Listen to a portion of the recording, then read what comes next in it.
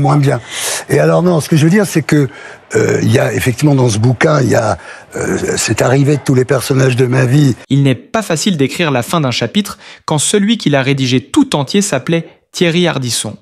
Ce nom, synonyme d'impertinence, d'audace, d'invention, ne résonnera plus dans les couloirs de la télévision française, et pourtant, il y habitera encore longtemps.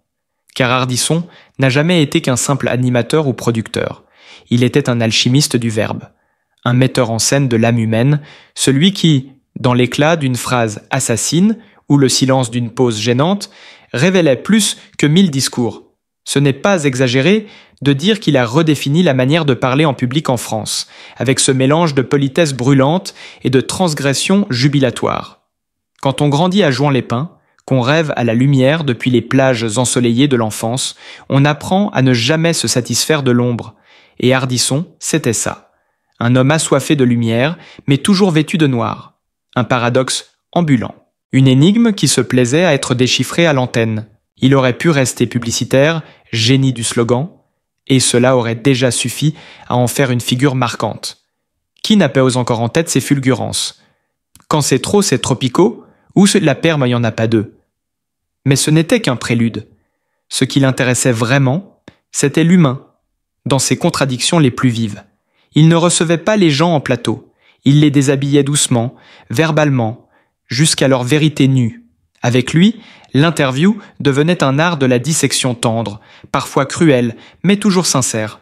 On pouvait y croiser un Brad Pitt et un Iggy Pop dans le même souffle, comme si les strates de la célébrité s'effaçaient sous son regard pour ne garder que l'humain, pur, brut, parfois à vif. Thierry Ardisson savait aussi flairer le scandale, non pas pour le plaisir du choc, mais comme révélateur d'hypocrisie. Il ne craignait pas les silences lourds, les malaises télévisuels. Il les recherchait presque, comme un chirurgien cherche la faille à ouvrir pour mieux comprendre ce qu'il y a dessous. Sa télévision n'était pas un divertissement, mais une autopsie en direct des égos, des masques, des postures. En cela, il a été plus journaliste que bien des journalistes. Quand il menaçait de tuer son chien si l'audimat baissait, ce n'était pas simplement une provocation absurde. C'était une façon d'exprimer ce que la télé avait de vital pour lui. Une urgence, une nécessité. Chaque émission était un acte de foi envers le débat, la parole, le risque. Et même dans ses échecs, car il y en eut, il y avait une forme de noblesse. Il ne copiait jamais. Il osait. Toujours. À contre-courant, à contre-temps parfois, mais jamais à contresens. Je me souviens encore de l'émotion étrange en voyant Dalida ou Gabin revenir à la vie dans son dernier projet Hôtel du Temps. Derrière la technologie, il y avait une immense tendresse. Ardisson ne convoquait pas les morts pour le buzz. Il les rappelait pour les écouter, encore une fois. Il savait que certains silences ont plus de choses à dire que 1000 vivants réunis. Son dernier livre, L'homme en noir, est un adieu magistral. Il s'y mettait en scène dans une émission imaginaire, peuplée de fantômes familiers, Gainsbourg, Rocard, Lady Di, Jésus et même Sainte Rita. C'est tout Ardisson ça. Entre sacré et dérision, entre provocation et prière. Aujourd'hui, on perd plus qu'un visage de la télévision. On perd une façon de penser. Une manière de bousculer le monde avec élégance. Il y a ceux qui animent et il y a ceux qui marquent. Ardisson, lui, a tatoué la télévision française à l'encre noire. Définitivement. Il y a quelque chose de profondément mélancolique dans le silence qui suit la disparition de Thierry Ardisson, comme une lumière tamisée qui s'éteint lentement après avoir tant éclairé. Dans le paysage audiovisuel français, son départ n'est pas un simple adieu, c'est une rupture. Car Thierry Ardisson n'était pas une figure interchangeable, il était irremplaçable. Il incarnait une manière de faire, de dire, de provoquer, qu'on ne retrouve plus nulle part ailleurs. Il nous manque déjà, pas seulement parce qu'il ne parlera plus, mais parce que personne d'autre ne parlait comme lui. Je repense à ses fameuses lunettes noires. Accessoire mythique, bien sûr. Détail de look. Mais surtout, pour lui, un rempart. Une manière de ne pas laisser le monde lire dans ses propres yeux pendant qu'il lisait dans ceux des autres. Une distance, peut-être, entre lui et les projecteurs, entre lui et ses émotions. Car derrière l'assurance, l'humour, le mordant, il y avait un homme pudique, un homme blessé par endroits. Et c'est peut-être ce qui le rendait si bon dans l'art de faire parler les autres. Il connaissait trop bien la peur de se dévoiler. Il n'interviewait pas. Il perçait. Il piégeait, il séduisait, il désarmait. Parfois, il dérangeait. Souvent, il fascinait. Toujours, il laissait une trace. Que ce soit dans les émissions populaires ou les formats plus confidentiels, Ardisson imposait son univers. Il ne faisait pas de télévision pour divertir. Il faisait de la télévision pour déranger les certitudes. Il ne posait pas des questions, il les lançait. Comme des pierres dans un lac, pour observer les ondes que cela provoquait. Il aimait ces moments de flottement, d'hésitation, de vérité nue. Mais il serait trop simple de réduire Ardisson à son côté provocateur. Ce serait oublier la tendresse cachée, la culture immense, la sensibilité jamais avouée. Cet homme qui citait Nietzsche, qui admirait Gainsbourg, qui lisait Camus et se passionnait pour la psychanalyse, portait en lui une vision du monde singulière. Une vision où la culture n'était pas une décoration, mais une arme douce, une arme libre, une arme qui pouvait aussi bien caresser que couper. Quand on regarde aujourd'hui les images de Tout le monde en parle, ce n'est pas seulement de la nostalgie qu'on ressent, c'est de l'admiration. Parce qu'il osait inviter sur le même plateau des figures qui ne se seraient jamais croisées ailleurs. Il savait que la télévision avait ce pouvoir-là, faire se rencontrer des mondes. Et il en usait pleinement. C'était sa force. Et aussi, peut-être, sa fragilité. Car Ardisson a toujours été en avance sur son temps. Trop, parfois. Ses idées, ses concepts, ses intuitions auraient aujourd'hui toute leur place dans l'univers numérique. Lui qui comprenait le pouvoir de l'image avant les réseaux sociaux, qui savait créer du buzz bien avant qu'on invente le mot, était un pionnier. Il avait vu venir les mutations. Et il s'y était adapté, souvent à sa manière, avec son ironie, avec ses contradictions. Prenons par exemple Hôtel du Temps. Beaucoup y ont vu un simple gadget technologique, une lubie d'animateur en fin de parcours. Mais ce serait une erreur profonde de croire cela. Hôtel du Temps, c'était bien plus.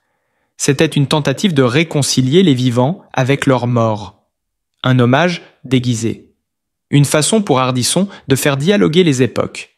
De dire que la mémoire aussi peut être vivante si on lui donne une voix. C'était audacieux, oui, un peu dérangeant peut-être, mais tellement ardissonien, au fond. Ce qui le rendait unique, c'était cette capacité à être toujours ailleurs, à ne jamais se répéter, à se réinventer. Il aurait pu s'endormir sur ses lauriers, mais non. Il continuait, encore, toujours, à chercher, à créer, à expérimenter. À plus de 70 ans, il inventait encore. Quel autre animateur peut en dire autant? Il ne cherchait pas la postérité. Il cherchait l'étincelle. Et c'est cette étincelle que nous garderons tous en nous. Il y a une scène dans son dernier livre qui m'a profondément marqué. Une scène où il se retrouve face à Jésus. Et, fidèle à lui-même, il lui demande « Tu ne trouves pas que ton marketing est un peu dépassé ?» Il y a là tout Ardisson. Le rire, l'intelligence, l'audace, mais aussi le besoin de comprendre, de questionner, même face à l'éternité. Il n'avait peur de rien, pas même de ce qui vient après. Ce qui me frappe aussi, c'est que Thierry Ardisson ne courait pas après l'amour du public. Il n'était pas là pour plaire, il était là pour faire réagir, pour secouer. Et pourtant, il a conquis des millions de spectateurs, non pas par flatterie, mais par honnêteté. Il disait ce qu'il pensait. Il pensait ce qu'il disait. Et cela, dans un monde d'images lisses, c'est rare, c'est précieux. Je me souviens d'un soir, il y a quelques années, j'étais tombé, par hasard, sur un vieil épisode de Paris Dernière. L'ambiance était étrange. La nuit, la musique douce, la caméra glissait dans les rues désertes. Et au loin, sa voix, cette voix grave, lente, presque mélancolique. Il parlait de Paris comme on parle d'une amante perdue. Il murmurait plus qu'il ne commentait. Et j'ai compris, ce soir-là, que derrière l'homme public, il y avait un poète. Un vrai. Oui, un poète. De ceux qui transforment le banal en mystère, le quotidien en spectacle, la télévision en art. On l'oublie trop souvent, mais Ardisson était aussi écrivain. Ses romans, parfois inégaux, portaient pourtant cette même obsession. Comprendre l'époque, la disséquer, l'exorciser. Il y avait chez lui une urgence d'écrire, de raconter, de figer le temps avant qu'il ne s'efface. Et aujourd'hui, alors que le rideau tombe, que reste-t-il? Des archives, bien sûr, des interviews, des rires, des malaises, mais surtout une empreinte, intangible, une manière de penser, de regarder, de questionner, un héritage que nous portons, même sans le savoir. parce qu'il a influencé toute une génération de journalistes, d'animateurs, de créateurs, et que son style si particulier continue de hanter nos écrans. Je crois profondément que Thierry Ardisson n'est pas mort. Pas vraiment. Il s'est simplement déplacé. Il est passé de l'autre côté du miroir, là où se trouvent tous ceux qu'il aimait faire parler. Gainsbourg, Dalida, Colucoin, le plateau infini de ses rêves, et il les interroge, déjà. Il leur pose ces fameuses questions cons, avec le sourire en coin, et eux, pour la première fois, n'ont rien à répondre. Mais nous, ici-bas, il nous reste la voix, les images, et le souvenir, de cet homme pressé, de cet homme noir, de cet homme libre. Thierry Ardisson était un orage, un feu, un souffle. Il est devenu silence, mais un silence vibrant, habité, vivant. Merci Thierry, pour tout ce que vous avez dit, et pour tout ce que vous nous avez fait dire. Mais au fond, si l'on devait vraiment saisir l'empreinte que Thierry Ardisson laisse derrière lui, il faudrait peut-être quitter un instant les plateaux, les caméras et les micros. Il faudrait aller ailleurs, là où les lumières s'éteignent, là où la personne commence quand le personnage se tait. Car c'est bien là que résidait tout le paradoxe de cet homme, si visible, si exposé et pourtant profondément secret. Il avait ce talent rare, se livrer sans jamais se donner. Il offrait des parts de lui, des éclats, des angles soigneusement choisis. Mais l'homme derrière le miroir restait jusqu'au bout une énigme. C'est peut-être pour cela qu'il fascinait autant. Car on sentait qu'il y avait une douleur quelque part, une faille, une mélancolie, l'humour comme refuge, l'ironie comme défense. Comme si chaque trait d'esprit cachait une vieille blessure jamais refermée. On raconte qu'il passait des heures à réfléchir à la construction d'un simple échange, pas par obsession du contrôle, mais par respect pour la parole. Il voulait que chaque mot compte, que chaque regard dise quelque chose. Dans un monde où la télévision se consomme vite et s'oublie encore plus vite, il cherchait à créer des instants gravés. Il voulait l'éternité dans le fugitif. C'était son art. Je me souviens d'une phrase qu'il répétait souvent, presque machinalement. Magnéto, Serge. 2 mots. Une formule rituelle. Et pourtant, tout Ardisson s'y condensait.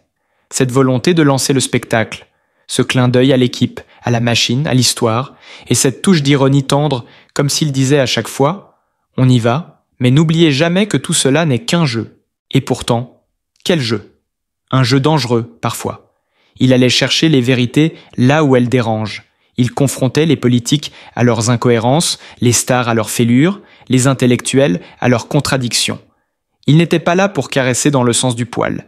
Il était là pour gratter là où ça démange, pour obliger chacun à se regarder en face. Et cela, dans une époque aseptisée, lisse, était un acte de courage. Il n'y a qu'à revoir certains de ces face-à-face devenus cultes. Quand il faisait parler des figures comme Michel Houellebecq, Dieudonné, Alain Finkielkraut, Zemmour, mais aussi Joey Starr, Diams, Florence Foresti. Il ne faisait pas de casting pour faire joli. Il faisait des croisements, des collisions. Il savait que la télévision, pour être utile, devait parfois être inconfortable. Il assumait cette responsabilité-là. Mais Ardisson, ce n'était pas seulement l'intelligence du choc, c'était aussi une élégance rare, une façon de recevoir, de mettre à l'aise, de créer une atmosphère. On ne venait pas chez lui comme on va chez n'importe quel animateur. On entrait dans un univers, un salon noir et blanc, un espace où la parole avait du poids, où la musique disait plus que les silences, où un regard pouvait faire basculer un moment. Il avait le goût du détail, le sens de la mise en scène. Il savait que la télévision, c'est d'abord du théâtre, et il en jouait avec virtuosité. Chaque plan était pensé, chaque objet, chaque lumière, chaque geste. Il composait une image comme un peintre, non pour se mettre en valeur, mais pour donner à chaque invité la place qu'il méritait. Il savait que pour faire jaillir la vérité, il fallait d'abord créer un écrin.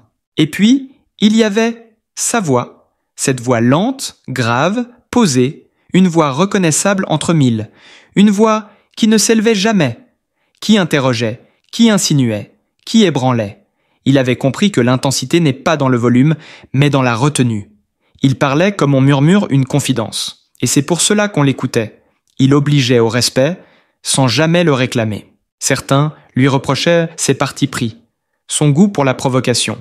son sens du spectacle, mais c'est précisément ce qui faisait de lui une figure à part. Il assumait. Il ne cherchait pas à plaire à tout le monde. Il savait que plaire à tout le monde, c'est ne toucher personne. Il visait juste. Et tant pis si cela dérangeait. Il avait cette fidélité farouche à ses convictions, à ses amis aussi.